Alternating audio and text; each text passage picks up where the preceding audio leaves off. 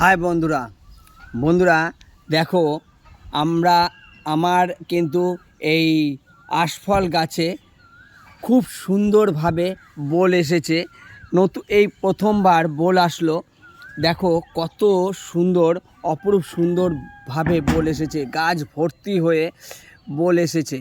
তো এই কি করলে এমনভাবে বোল হবে তোমাদেরও গাছে, তো আমি এক ভিডিওতে বেশি বলে বড় করব না, একটু শর্টে বলে দিচ্ছি যে তোমাদেরও কিন্তু গাছে এমন ভর্তি হয়ে বোল পাবে। আমার কিন্তু এই গাছটাতে প্রথম বছর বোল আসলো, তাও কিন্তু দেখো গাছ কিন্তু একদম ভর্তি হয়ে বোল এসছে আর খুব সুন্দর পুষ্ট বোল হয়েছে। তো কি করবেন, গাছের গোড়াটা একটু ভালো করে খুঁড়ে, গাছে কিন্তু নিয়মিত এই সময় জল দিতে হবে। গাছের গোড়া একদম শুকনো থাকলে হবে না, আর বেশি ভিজা থাকলেও হবে না। তো গাছের গোড়ায় এই সময় কিন্তু বেশি সার দেবেন না।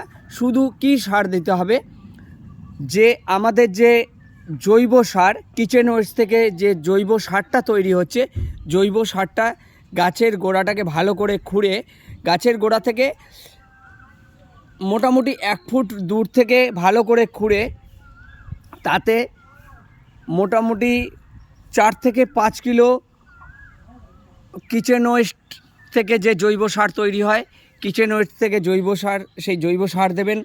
আর 4 থেকে 5 কিলো দেবেন কি গোবর সার, ব্যাস, আর কিছু দিতে হবে না। আর যদি একটু হিউমিক অ্যাসিড দিতে পারেন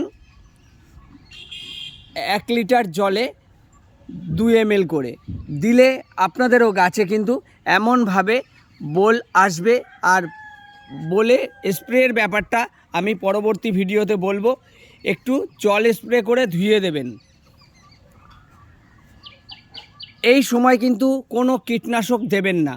এই যে বোল ফুটে যে ফুল হচ্ছে, এখন কিন্তু কোনো রকমের কীটনাশক দেওয়া যাবে না, তাহলে কিন্তু ফলন ভালো হবে না। নমস্কার বন্ধুরা, ভিডিওটি ভালো লাগলে লাইক শেয়ার কমেন্টস করবেন। প্লিজ চ্যানেলটিকে সাপোর্ট করে আমার পাশে থাকবেন।